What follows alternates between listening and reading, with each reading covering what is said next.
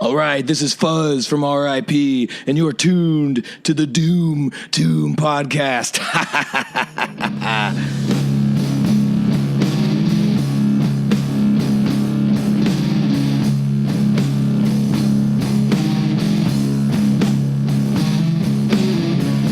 This is the Doom Podcast, the podcast for all things stoner, doom, and sludge, where we do band interviews from local to nationally touring bands. Hello, everyone. My name is Chris. I am your host, and today we have all of the members of the band The Well.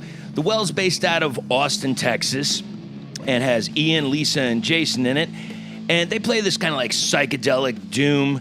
And we get into a lot of things, especially the latest release off of Riding Easy Records, which is called Death and Consolation. It was a tough album for them to make. They went through a lot. We're going to get into it. Let's hear it. This is the interview with The Well.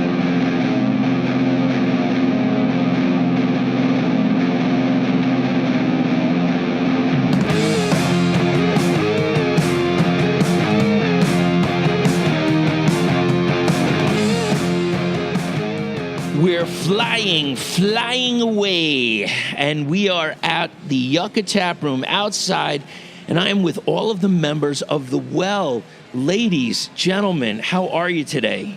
Doing good. Doing well. Doing great. Awesome. Could you please, while you all have the mics near you, could you go around and introduce yourselves? I am Ian Graham. I play guitar and do some singing.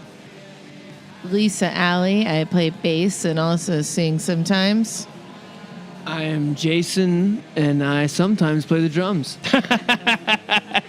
And the reference we're talking about from flying away is from the Butthole Surfers. And Ian, you said you're a fan. Yeah.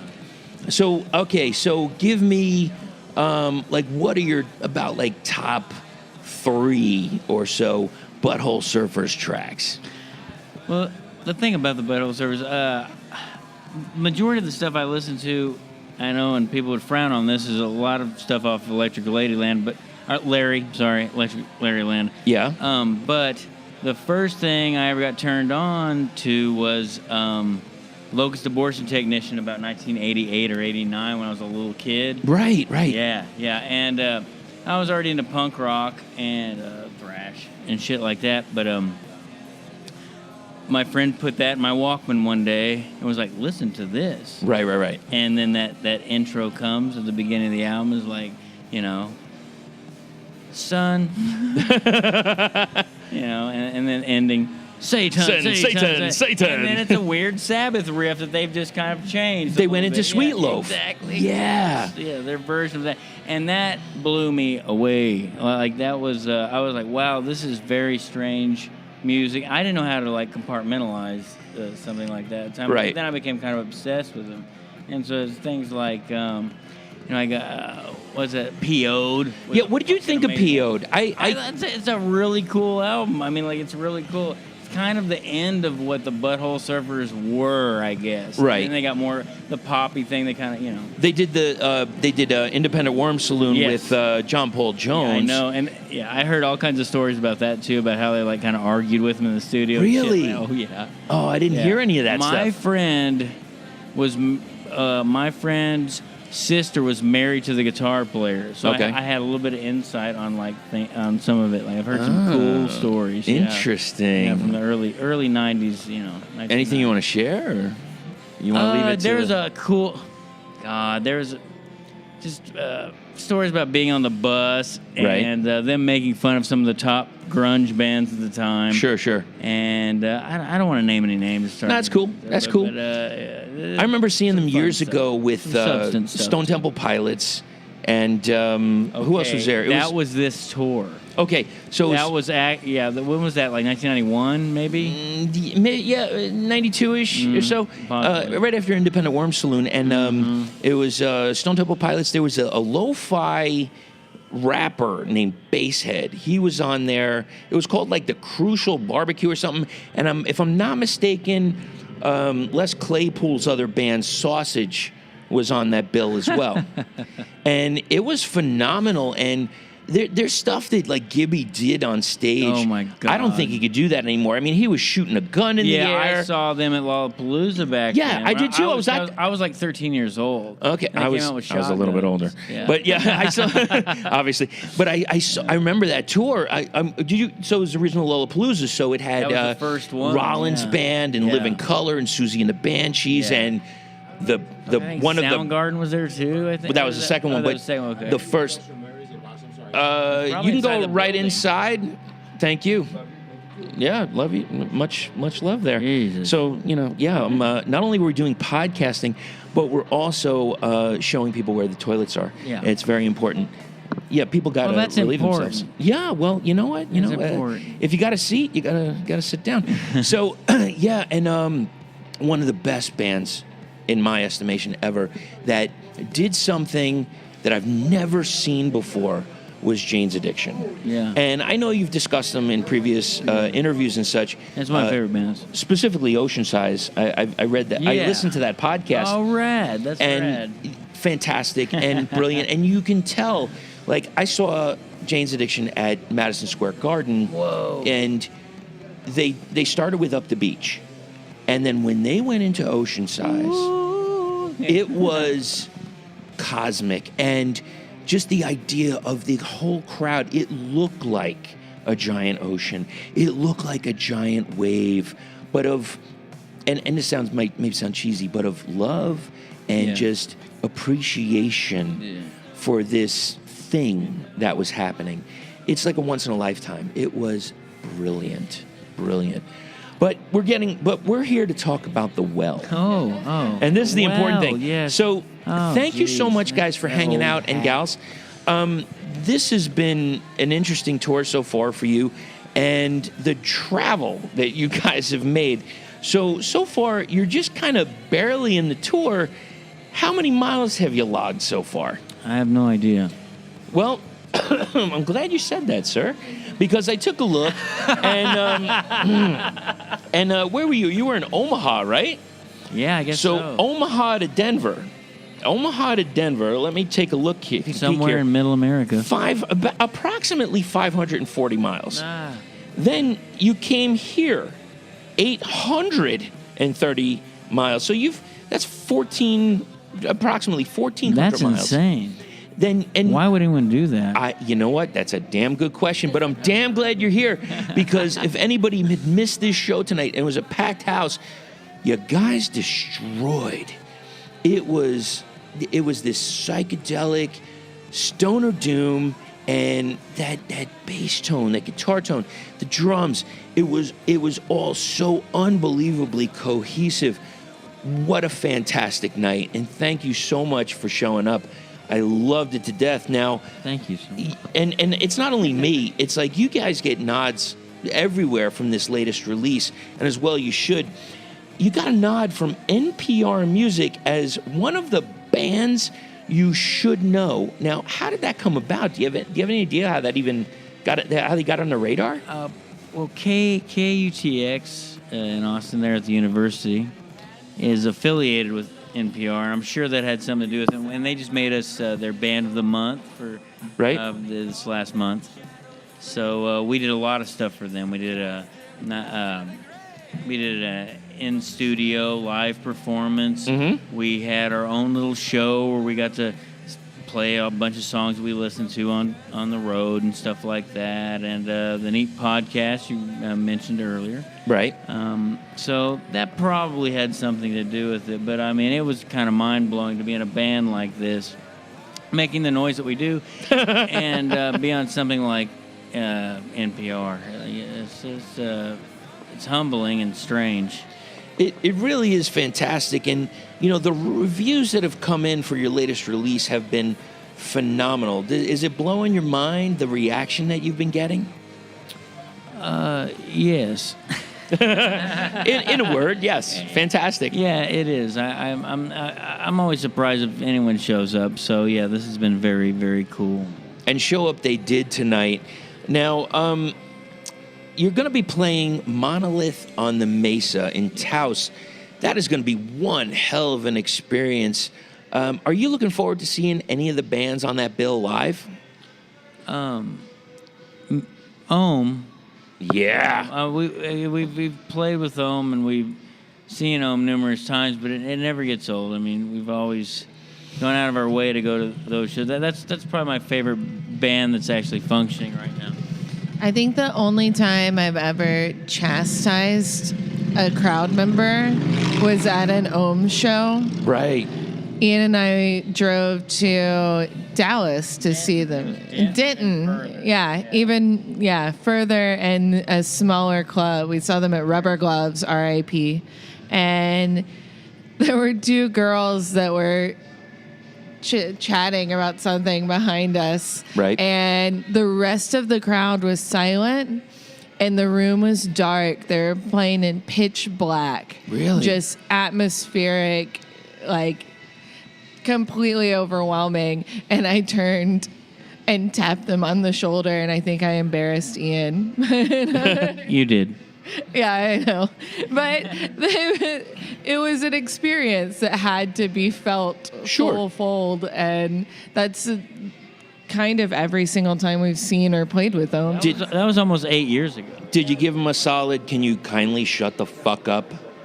Yeah, it was something. It was about that, yeah. It was something along those lines. Yeah. And you know what? That has happened a lot.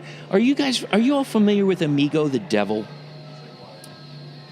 Amigo the Devil, it's one guy. I apologize, I cannot remember his name offhand, but he was actually, it was a very interesting bill we saw recently. He was at the Nile Theater in Mesa, and it was Amigo, which is he does this. I think they call it like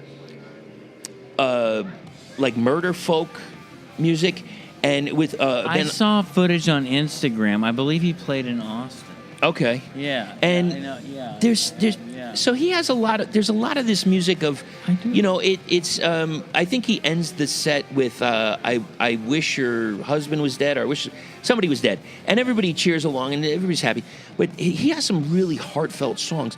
There was this one song, and he was basically saying, like, in the song, like, I wish I could be a better person. I'm trying to be a better person, and this is what I am, and I'm at this space, and I wish I could do better. And it was one of the most heartfelt songs of the entire set.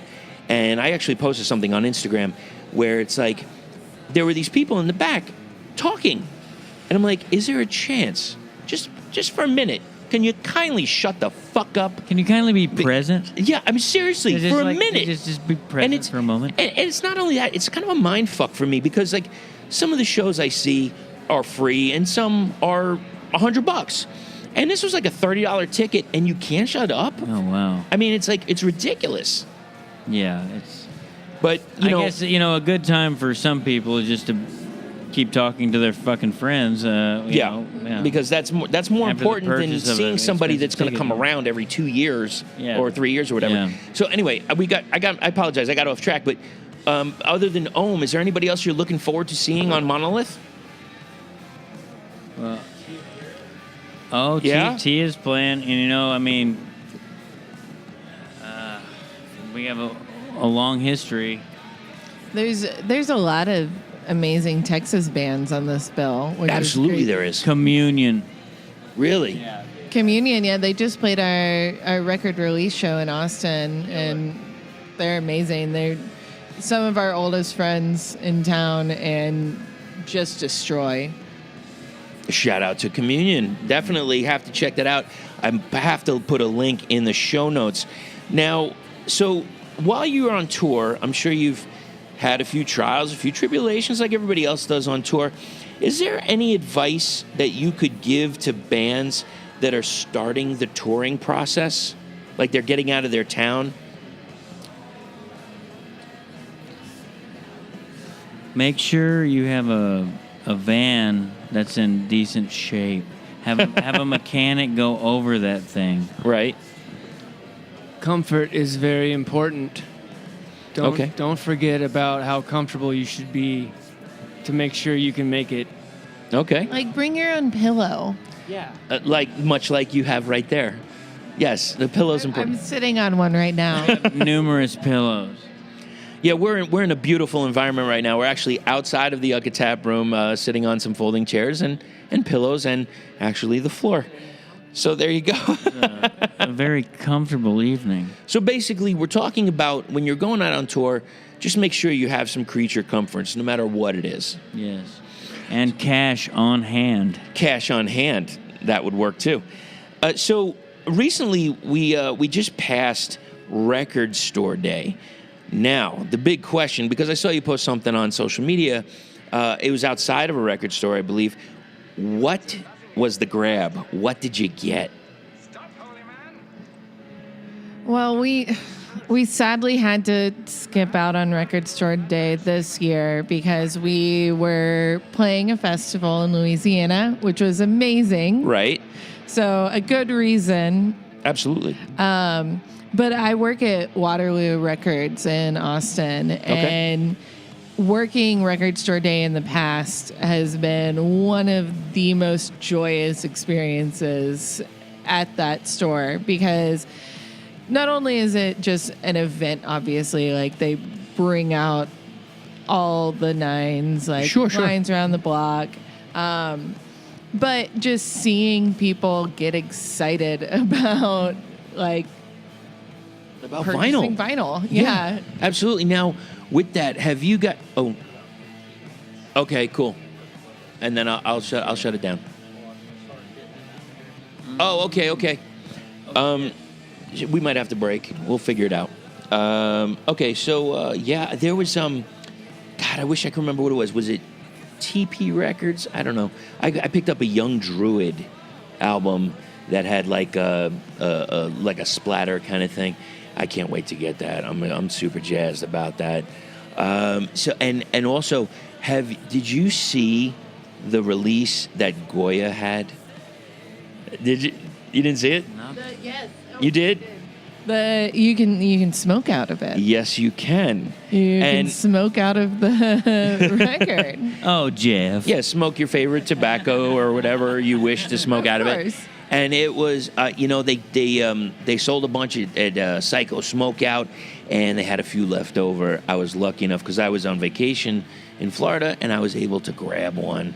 I was so excited. It's like it's a one of a kind. Like, when are you going to see that again? Who knows? But and that was just a killer release. Yeah, I've never seen that before, so it's one novelty. of a kind. Who came up with that one? That's pretty brilliant. Thank you to all the guys, Jeff, Marcus, and Sonny and GOYA, for figuring that one out. Totally. Now, you guys had a beer, Death and Consolation beer. What can you tell me about that, and what are the notes of this fine beverage? Well, first of all, we played. They asked us to play their Summerfest, and we hit it off with them. It's Independence Brewery. They're in Austin, Texas. And we hit it off with those guys, and they were like, hey, you got that album coming out. You guys want a beer? And we were like, sure, of course, we like a beer. And they asked us what kind we like. And we were like, well, Guinness. And they said, well, it's going to be summertime. It's going to be kind of tough to have something that dark. And then they made a summer stout. Right. Yeah, and it's like a 5.5, very mild aftertaste, a drinkable stout. So a very drinkable beverage. Very drinkable. We actually helped in the process of making it too. Really? Yeah, we got to show up for the brewing whenever we started the brewing process, and Jason especially really put his back into stirring the pot. There's footage out there. You can find it. What can you tell us about that, Jason?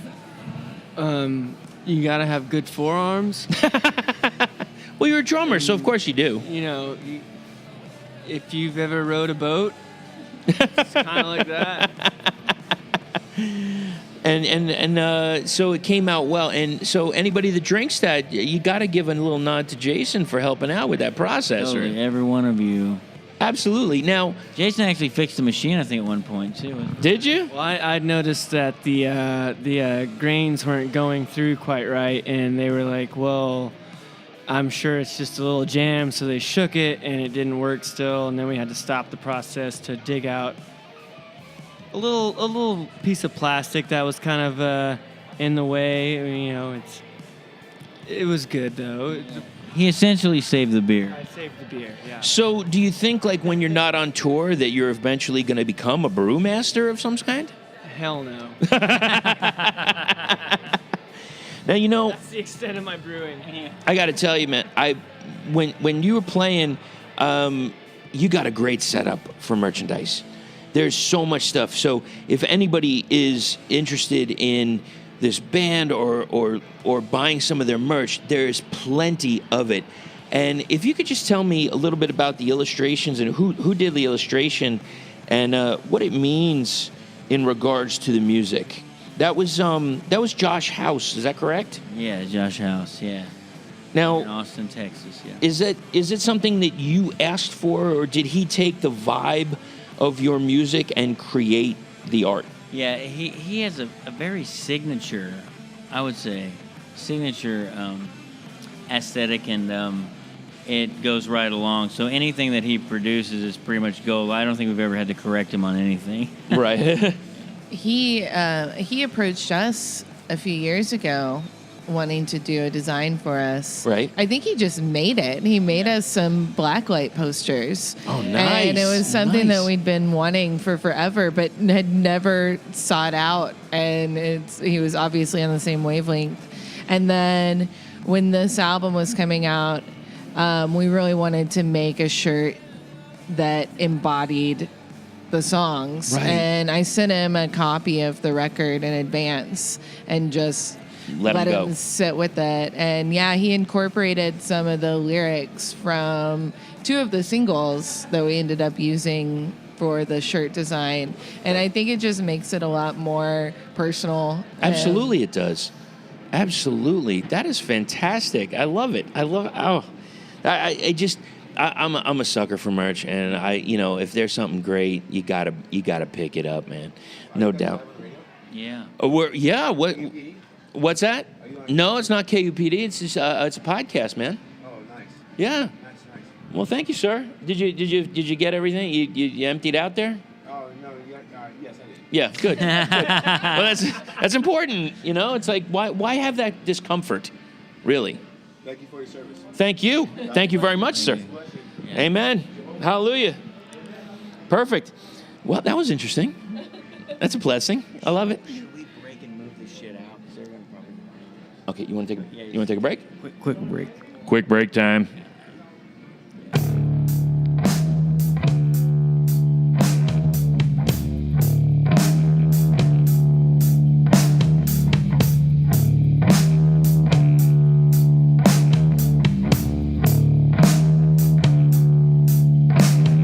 Lead me toward an endless high.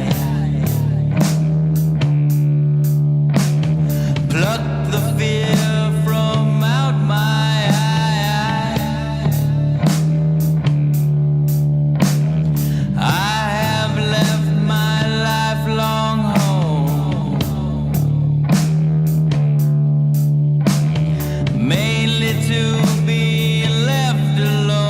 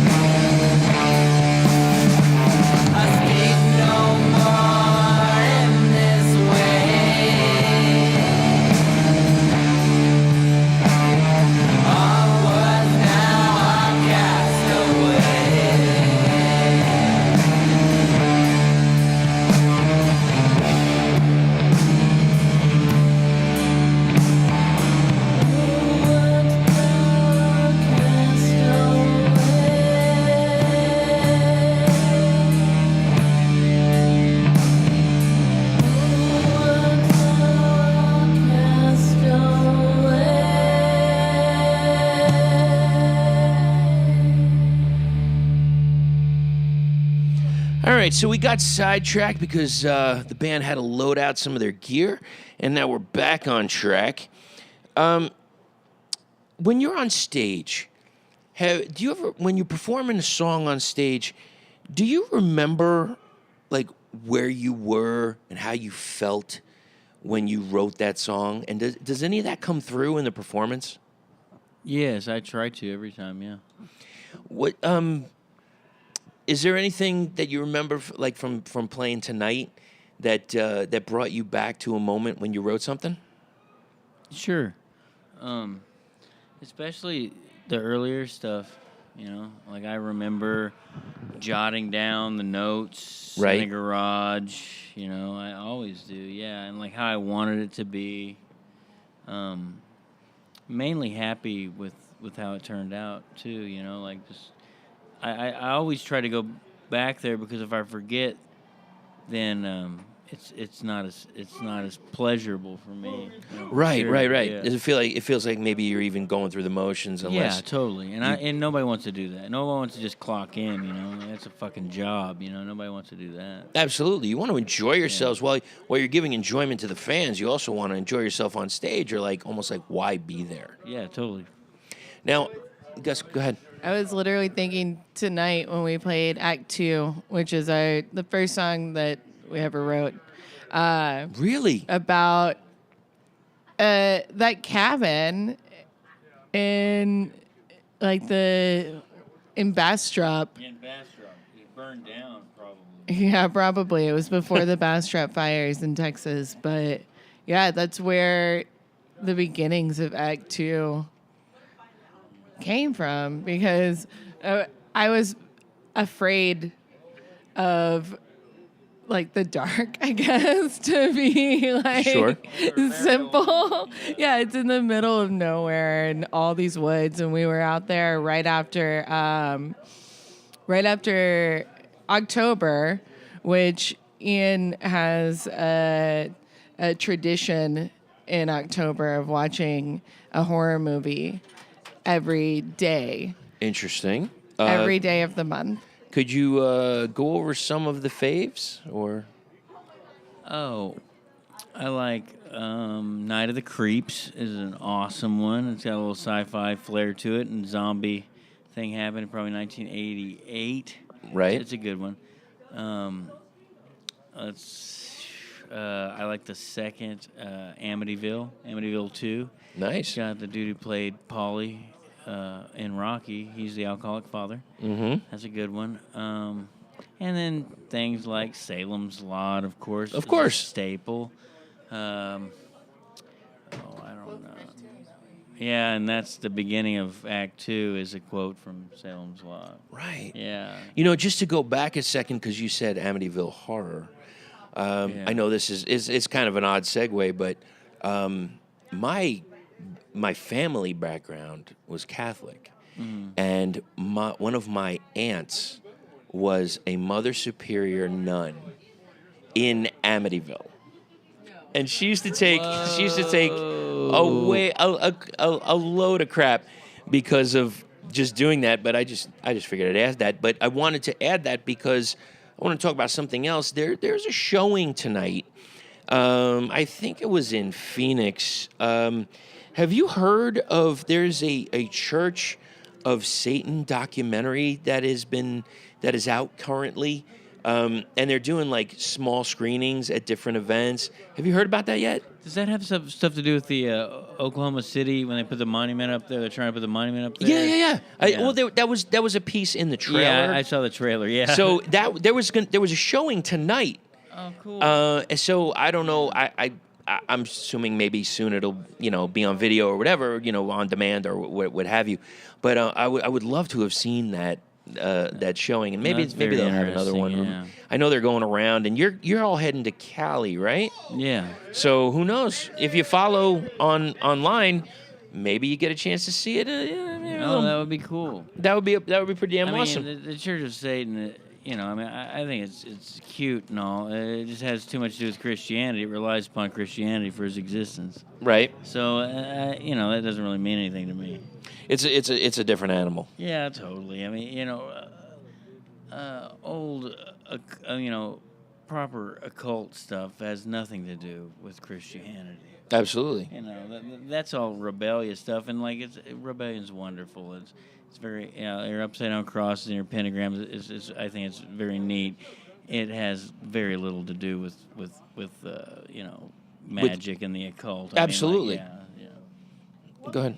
What was our first practice space was next to a cult. Yeah, it was a OTO. What's that? It's a order of what was it? Order Tempali Orientis, something like that. It's a Bless you. Crowley thing. Yeah, it's it has to do with Crowley and Okay. Thelemites and people who are And all that the rigmarole. of the All that stuff. Yeah, that is more. That's definitely proper, like Enochian, whatever you want to say, like that type of magic. Like that's, I can get down with that. There you go. Yeah. Now we're talking. Mm-hmm. And speaking of, you know what? Do you mind if we get into the latest album and talk about it? Sure. Death and Consolation. Now, I've read in the past, honestly, on some other interviews about what it's about, and I don't know if anybody's gone over a few of the questions, so I'm just going to ask right away. A little bit of a tuning change on this album than previous. Was it a specific reason, or was it something that you were feeling during the process? It was just something fun to play with, just to drop Right. a little bit lower and play with our voices. Sure. In that little range, yeah. And you worked with Chico Jones again. Sure. Now, what is this? What is he doing for the sound that you? I have no idea. So you obviously love what he does. You Yeah. work well together. He's the fourth member of the Well. Oh, fantastic! For sure.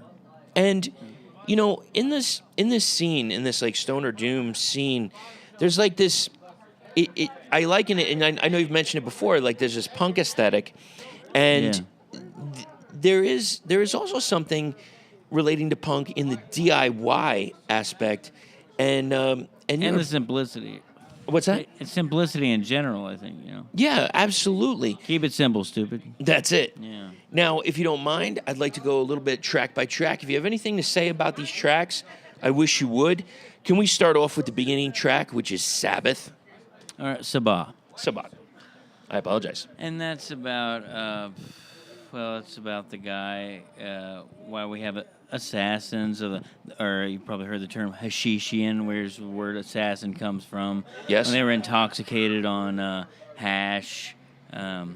He was the one. Also espionage, like he is the man, if you trace history back, that kind of created the sleeper cell and things like that, yeah. Okay. And I'm interested in stuff like that. I love this. I love sleeper cells, huh? Yeah. So, what do you think? Well, he would have he had a small band of men, and he would take over, a large area with those people by using espionage, Right. early espionage.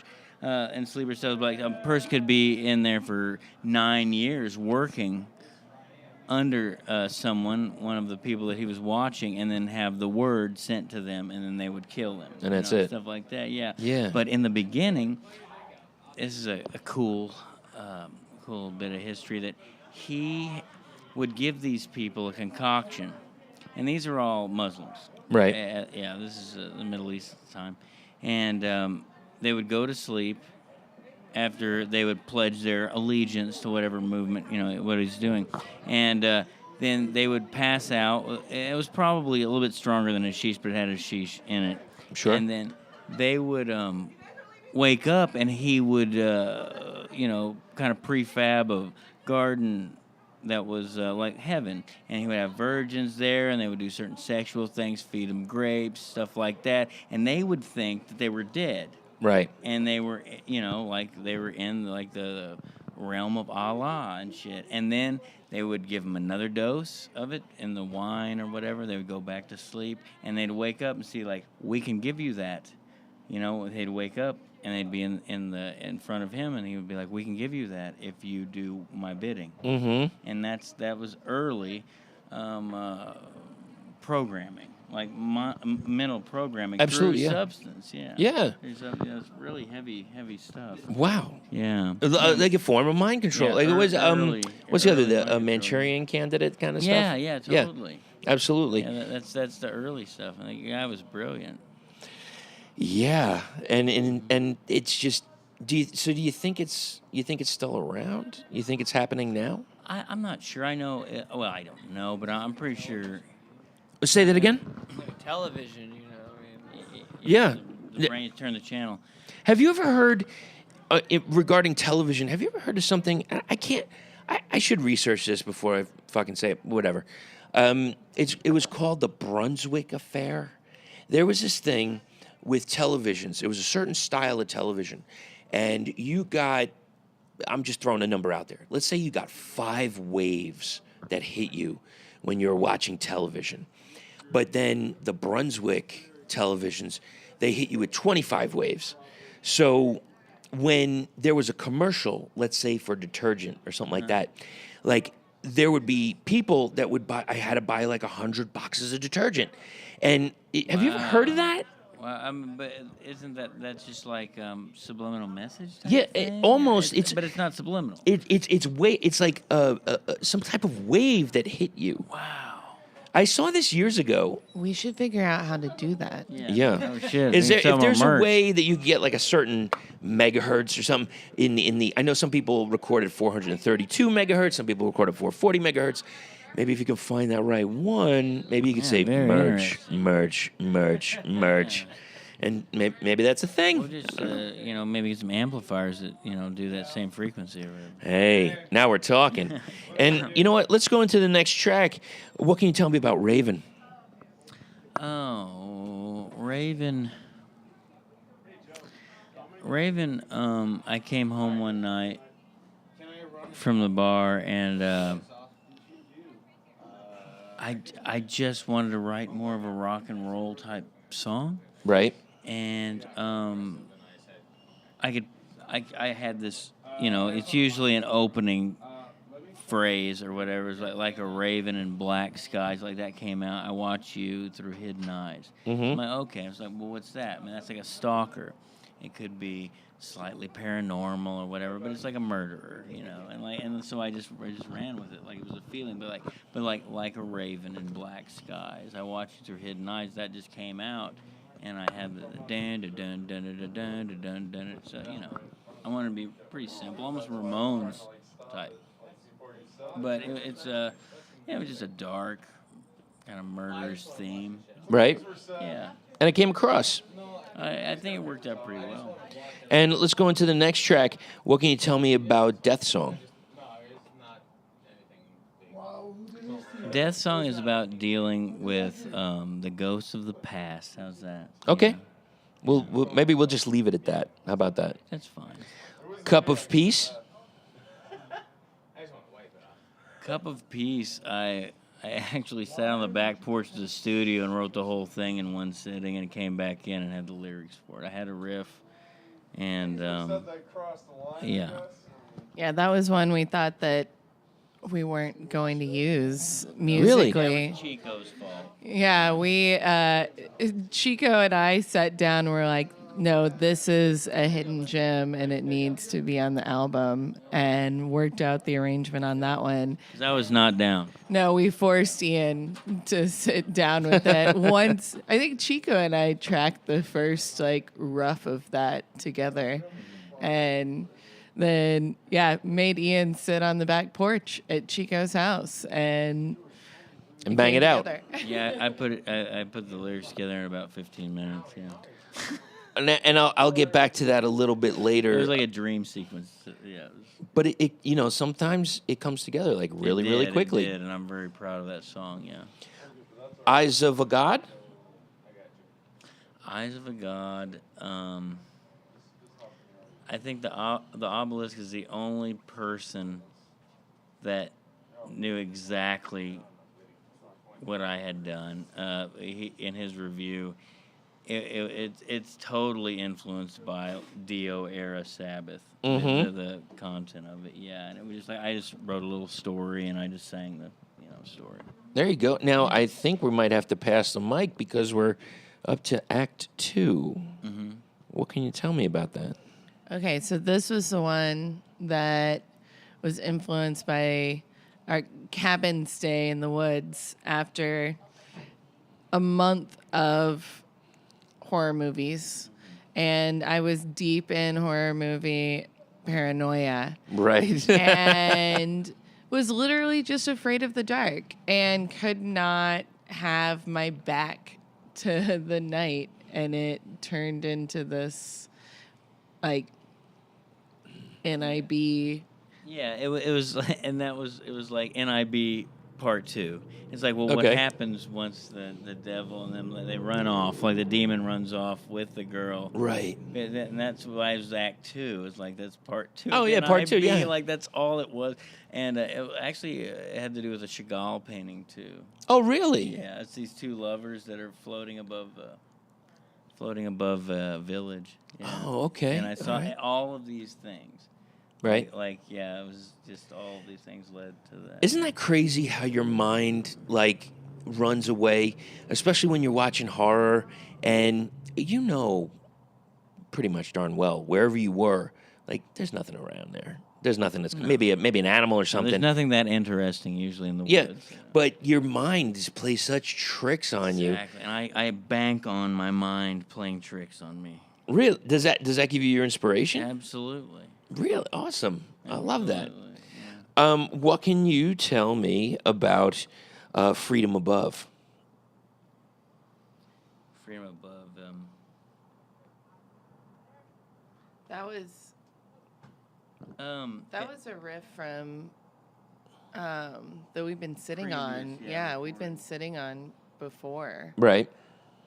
And it has to do with like it has to do with drug use, you know. I mean, like, Okay. and why you want to, why you want to do that kind of stuff, you know.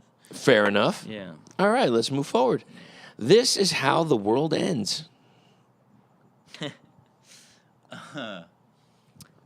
I mean, that's very Sabbathy. It's very, and also I was listening to Bleach by Nirvana, yeah. that night, and I sat down, and that's how that riff was kind of a mix. I don't know. It probably has to do with maybe Floyd the Barber or some shit like that. It's very similar to that, but I got the first things. And maybe it's like a paranoid. It's like I can see the markings. Why won't they believe? Right. I see it on their faces. They're trying to deceive. And somebody who's getting a transmission, he thinks from somewhere else, but then it turns into it's actually because humanity is going in a way that it doesn't need to be going anyway. Right. And maybe somebody's embellishing on that because of some type of mental illness or something like that. But that's really left up to the interpretation of whatever listener. Absolutely, it is. Yeah. And what It can doesn't you? belong to me anymore. Well, that's what, and that's comforting in a way because like many artists, you let the listener decide. Absolutely. You want to ruin the fucking surprise, Yeah. What can you tell me about Endless Night? Endless Night is just, well, it's obviously if you read the lyrics, it's kind of like a demon who has a hunger and it can't be quenched, and he's kind of messed up a relationship because of it. Right. It could be for anger, it could be for whatever. Gotcha. But that was the thing. It's just kind of like guilt. Yeah. Yeah. Okay. Thank you so much for going over track by track. I Sure. sincerely appreciate that. Sure. Do you mind if I give you just a few rapid fires before we wrap it up? Yeah. Just a few questions here. Was there any material that was prepared that did not make it to the album? Probably not. No. Okay. Fair enough. No, in fact, we probably had to write some of it while we were there. Kiddos, that's the truth. We were very busy at the time. Yeah, Very busy. Super busy. We had a couple of different sessions. Okay. Also, I write with a gun to my head, and that's the only way I can write. Well, some people do it great under pressure. Like, I've even talked to some tattoo artists, and they say, like, what do I, how do I book a time or whatever? And they said, no, just tell me a time. I'll figure it out. Yeah. Like they work under that Yeah. that intention. It's for the best, yeah. It definitely is for me because I have hunks of stuff I'm always working on, but I won't finish any of it. I'll keep going because I have such bad ADD or whatever it is. I just go to the next thing. I have a bunch of beginnings. We're also definitely our biggest critic. Of course. So anything we put out, we want it to be the best we can be. Absolutely, you do. Absolutely. So do you think you were talking about Cup of Peace? Do you think that was the easiest track to create? Yeah, that was a studio track, like for sure. But what was the most difficult? Probably Eyes of a God. Really? Yes, because it never really saw what I wanted it to be. I'm just gonna be frank with you. It never became what I wanted it to be, and I still don't really know what I wanted it to be. Sure. But it was just time to just leave it. It's Right. done. Like a painting, you just gone over it too many times. It's just like it's done. Mhm. Just let it go. They had to tell me. The Just other drop members it of already, the yeah. band, the producer had to tell me to just let it go. So do you think there'll be like a future remix, like a 12-inch single of like like Possibly. maybe a background like a or something like that, Maybe so. Like one of those old school disco 12-inch like We've done that before. Did you? We've had a dub version of Eternal Well done No by kidding. our friend Mick Pulish. Yeah, McPullish. He's a dub dude because I'm really into. I collect like dub reggae and I collect 70s roots reggae. Like that's my main. Like that's one of my obsessions. And he is a dude who's worked with mad scientists and stuff like that. And he's a good friend of mine, and he did a great. And I don't know where that track is. I posted it on our Facebook account recently on 420. It's called Crawling Mist. Yeah, the Crawling Mist dub. Yeah. All right, everybody, go over to the well, like their page, and find it. Yeah. We need to put Scroll that on- back a little bit. We need to put that on Spotify. Yeah, that'll be. I'm telling you, that would be like you do some kind of funky colored vinyl. Yeah, Monolord did Fairies Wear Boots. Yeah, and recently. that was a beautiful piece of vinyl, etching on the other side. Marketing. Yeah, you can play with it a little bit. That's all I'm saying. You got some good ideas. Thank you. I appreciate you. I appreciate that. In the when you have the creative process, I know you say you write on the spot. Is there anything that you do on the road? Do you ever come up with stuff and you're like, let me bank that, or do you ever tool around while you traveling that 1,500 miles? Not usually. Okay. If anything, it's just jotting down thoughts. I mean, you have so much time to think on the road. So I got you. Everybody's got their notebooks. Absolutely. Yeah, it's just jotting down stuff. But really, the impression that the road leaves is, you can't get away from it. We go to a lot of places. We've been around the world at this point. We've been to Nepal, Europe numerous times now, and the influence that has. I really think that this album had, even the architecture of especially like Southern Europe had a lot to do with the feeling of this album for me. Right. Yeah. Well, thank you for that. I appreciate that. And because I was going to ask this later, but I'll ask it right now. Is there any place that you haven't played that you want to play? Japan. Can we go get some sushi there, please? Yeah, Play a I little want Plinko. to, Is it yeah. Plinko? Oh, I don't Is that know. the game with the little metal balls and stuff? Oh, that goes. Yeah. I know what you're talking about. I know they have a Plinko for Price is Right, and it's not the same thing. Moving forward. All right. All right. What about when you're in the van? And I know you talk about creature comforts, but are there any other van essentials that you need to bring on the road? RainX. RainX. Absolutely. A good set of windshield wipers and some RainX is a game changer in a van. I'm serious. You're just passing these cars. Right. Because you're going to run into rain. Of course. We just drove through a tornado level thunderstorm Yeah. on this trip. 4 tornadoes touched down in Denton. Wow. And we were just flying past. Yeah, cruising. And a lot of it was in Oklahoma. Imagine that. Some of the gnarliest weather in the United States. Surprise, surprise. Yes. Another good thing for anybody who's looking to go on the road, wheels. Put wheels on all your shit.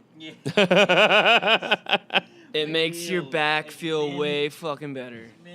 As many wheels as possible. Absolutely, that's the thing. Yeah, how did it work? I mean, I was alive at that time where when you went on vacation and you had your luggage, you're grabbing it. I mean, your traps are killing you by the end of the day. Yeah. So People were stronger then. How did that- We're a weak race. We're a weak race at this point. we're weak people now. We've just become weak. Yes. That's hysterical. All right. So you're from Texas. Do you all eat meat or any of you vegetarians? I'm vegetarian. Are you really? Yeah. Do you juice? I mean, I'll go buy it. You know, You I'm go not buy gonna it, do yeah. it at home. What do you ever do the wheatgrass? I have done numerous shots of wheatgrass in my time. Delicious, aren't they? Yeah. Now here's a now here's a question for you because I just started mine, and it's about 2 weeks in, so I'm not sure if I want to try it yet. You have the scissors and shit. No, not wheatgrass, but something else. Oh, okay. I started making kombucha. Oh yes. Are you down with the kombucha or no? Yes. Yeah, Really? I just stunk up the van with kombucha. It leaked. Yeah, old vinegar van. Yeah, Well- I am down with The booch. the damn booch and the probiotics that it carries. Yeah. If I knew, I would have brought you a SCOBY. Really? Yeah. He doesn't need a SCOBY. Like is that the mother? Yeah. Yeah. Yeah, that's no, the. we don't need that. My little brother does it at home too. Yeah. And it just turned into a big old mess. So he has an. But he makes good kombucha. He has an official what they call a SCOBY hotel. That's where when you make the kombucha and then you put a SCOBY in there. Yeah. I forgot what it is, something of bacteria and yeast. So Yeah. it helps create it. And then somebody said like, look, you just let it sit. About a week later, you check out, you look, you talk to your SCOBY because it's a breathing, it's a living culture. And I said, very good, SCOBY. I'm glad you did such good work. Yeah. And then there was Love the another SCOBY. SCOBY on top of it. I'm like, it's time to start a hotel. Let's stack them high and watch them fly. So I'm glad somebody else is down with the booch. No, it goes on in my kitchen. When Yeah. my brother gets around to it, he'll knock it out. It's good stuff. I usually store by. I mean, I'll just go to HEB or whatever. Yeah. In Texas. Do you have a particular flavor in mind? Oh, what's that? I like the blueberry ones. What's another one? That one that everybody likes. It's like What is it? It's not Cosmic? No, it's cran. My favorite's tangerine sea salt. Well, hello. I know I'm very cultured. I see what you did there. Zing. You went there. You went with that one. Well, thank you for that. I appreciate it. So this might not be dedicated to you, but if you want to chime in, you're more than welcome to. So Texas, I had Dixie Dave from Weed Eater on the podcast, and I asked He's a him. wonderful man. He sure as heck is, and Smart as hell too. He's funny. he is He's he a is one clever funny dude. motherfucker. I swear, when we were off mic, he must have cracked like 3 or 4 like perfectly timed jokes. He's a comedian. And He's just great, man. nailed it. Brilliant. So here's the thing. I asked him. I was like, "What do you miss food wise?" And he's like, "Well, I miss my barbecue because it's vinegar based." And I want to know. I want to know from you both. Are you guys both down with the barbecue or no? Super down. So, all right, sir. Can you please tell me what is the greatness of Texas barbecue? The slow and low. Cook it right. Okay. If you do barbecue right, you don't need sauce. Oh. You really don't. I mean, barbecue sauce is it's an essential part of barbecue. When you think barbecue, you think, oh, barbecue sauce, yeah, sure. But, when you cook barbecue and you're actually barbecuing, I'm not talking like grilling. Grilling isn't barbecuing. Barbecuing is another thing. Like it's slow roasting the meats, the briskets, turkey, anything. When you do it right, that's where it's at. You know. You get that crisp on the outside. Oh, that is so nice. What about Falls yourself? off the bone. Do you have anything to say about Texas barbecue? Go to Louis Miller Barbecue in Taylor, Texas. Yeah. There's this place in Austin called Franklin, Franklin's good. and it is renowned. People wait in a line for over an hour at least, and until they run out. That is some good And barbecue. Franklin studied under Louis Miller. Franklin also was in a band with Clark, who I work with. Okay. Yeah. So also musicians. So go to Franklin too. Right. But Louis Miller Barbecue in Taylor, Texas, no AC. They run out at 1 in the afternoon. It's a crisp, peppered, crusty brisket, and it's their sauce. Sorry, Jason, but their sauce is amazing. It's a vinegar base instead of like a sweet barbecue sauce. Dave would love that. Vinegar with onions and some secret spices, but it's amazing. And you should check it out if you come to Texas. I'm pretty sure that dude was in a band called Those Peabodys, but I might be wrong. But yeah. Do you think there's any future in making like a barbecue sauce kombucha? Now there is. Now there is. Now we got You it. came up with it. Well, thank you. I think it might be time. What was your last television binge watch? She puts the mic right over. I think you should just leave. Yeah, you should just leave or something, whatever the fuck that's called. It's a new sketch comedy. Really? Jason and I have been What's going it? back What's it and on? forth. What channel? Netflix. And it's Netflix? Yeah. Okay, and it's like a sketch comedy. Like is it like something like in line with like Mr. Show back in the day or something like that? Or like UCB. Oh, UCB. It's not as like it's not as Mr. Show as much as it is just like the SNL kind of like It's not as abstract parts. as Yeah, it's not as it's- abstract, yeah. but I mean it's definitely clever and very well written. You know. It's much more in line with, I think, Upright Citizens Brigade. Yeah. Yeah. There you go. All right. Well, you heard it here first. The Well approves, so we must check that out.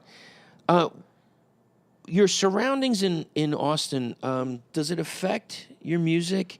Does it influence your music at all? Well, Austin, I've been there about 20 years, and it's definitely changed. But yeah, I mean, the city provides for artists still, and I have a very quiet neighborhood that I can go walking at 3 a.m. Right. and it looks like a neighborhood. Trees, train track right across the street from the house. Right. You would think you're in any small town. Right. You know? And it still has those neighborhoods. It still provides for that type of vibe that I need. Because when I'm writing, usually I'm in my room. So and then I go for walks. Hold on a second. It's weird because no, you don't have to cover it. No. It's weird because we can talk.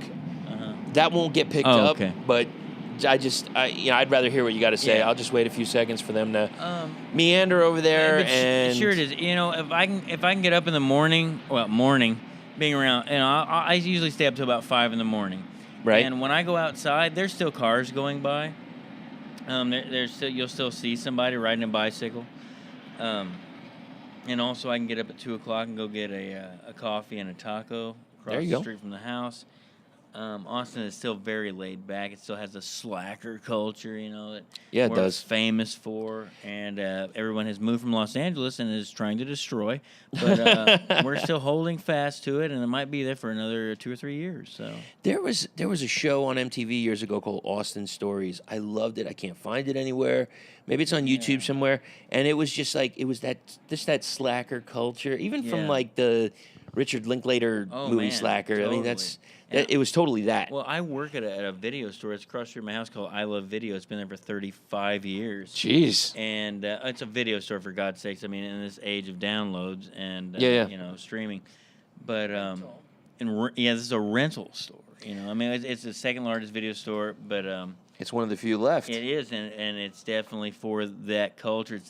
Austin used to have a bunch of record stores and stuff like that where slackers could maintain, and this is one of the last ones. It's pretty much gone at this point. Wow. But yeah, there's 5 of us. We run it. We make a living off of it. When I'm home from tour, and Absolutely. it is, and everybody there's an artist. Everybody's doing something else, and it was a haven. When I moved to Austin, even in 1999, 2000, it was a haven. It was full of these places. You could make your rent for a few. Yeah. It was always a place where artists could go and hang out and hide, essentially, and that's what made it cool. That's what made it, South by Southwest. That's why people came down there. Well, it's like what people said. That's what made Austin weird. Yeah. Yeah. Are there any under the radar bands that you'd feel like should get some more credit? Ooh, right now, I know you said Communion before. Communion, yes. Is that the big one we're gonna go with? Our favorite. That's probably our favorite Austin band. Who else? Who else right now?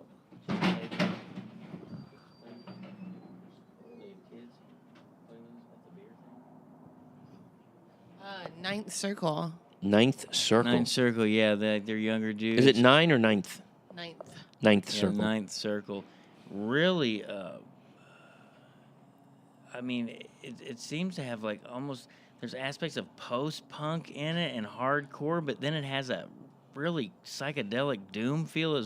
I don't even know where to place it. These kids are just killing it. It's the next level. Yeah, It's I the think progression, so, maybe the yeah. progression of the Yeah, genre. like a zeitgeist, a cultural zeitgeist. Nice words, my friend. Well, I want to thank you all for hanging out with me. It's getting kind of late. We're at about 2:45 in the morning. I think they're gonna kick us off the property. Yeah, that could be. It is what it is. But I want to thank you so much for hanging out. I know you guys traveled a real long way, and I hope you get the rest that you deserve.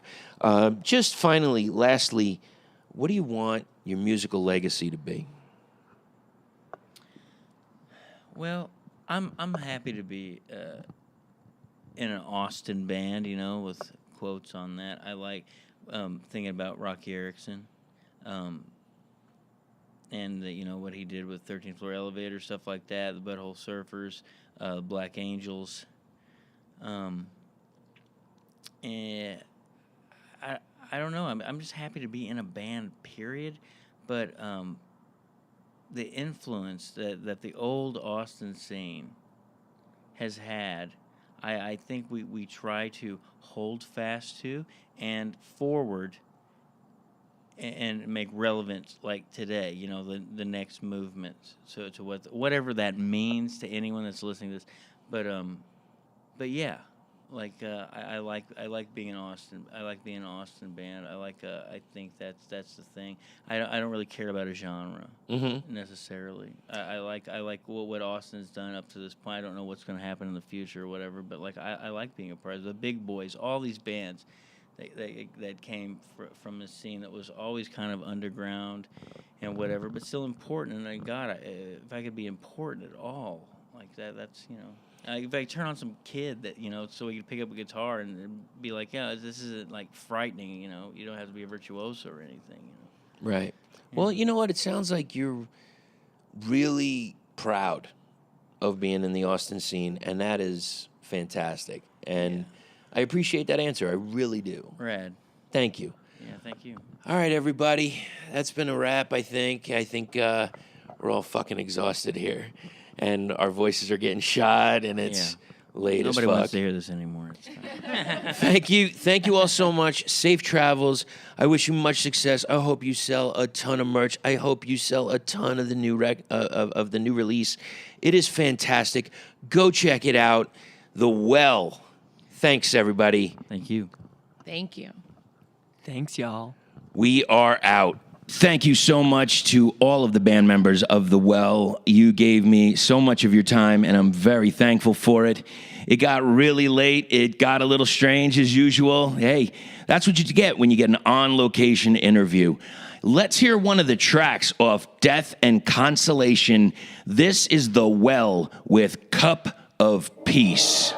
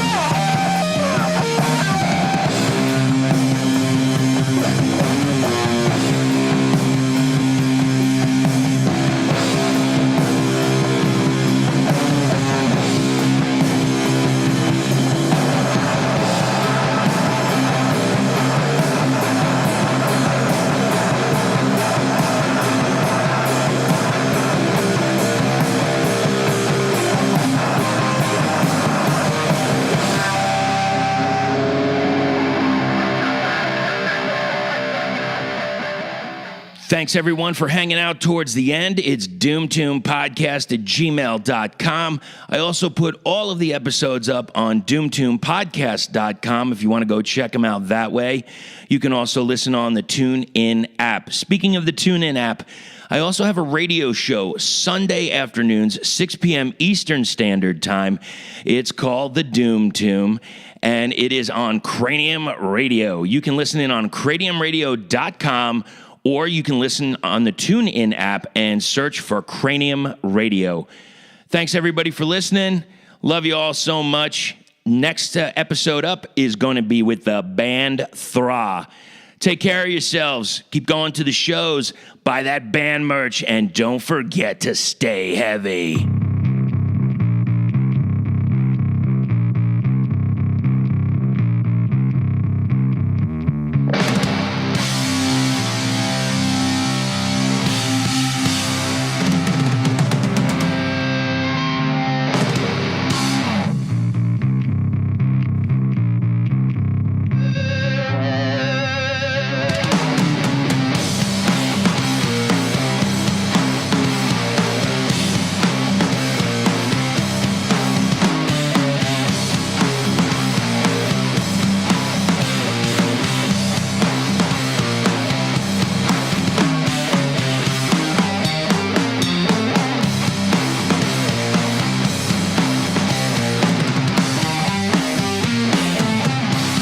Druid lives backwards inside. He's seen the future of our lives. It is morning. Follow his way. Cult of the Druid, we obey. We obey. We obey.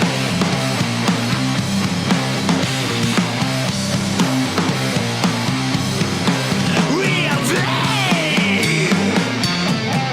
He says the future cannot be changed. Mankind is set in its evil ways.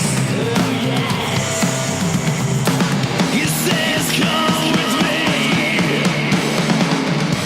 We'll fly away. Cult of the Druid, we obey. We obey. We obey.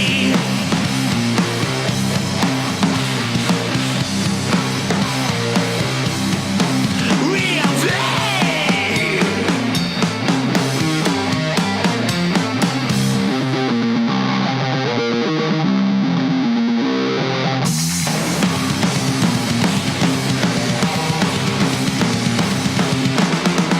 Take a trip on his magic outfit ride.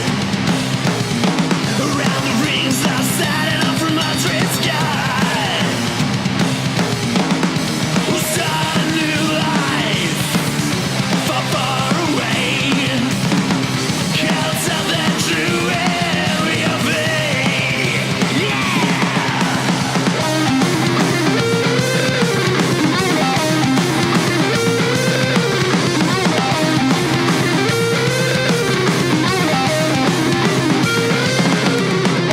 High on a mountaintop, an army of scientists work desperately to build this giant rocket. This modern Noah's Ark to carry a few picked survivors of our doomed civilization to a new life on another world, fighting against time as doomsday is upon us.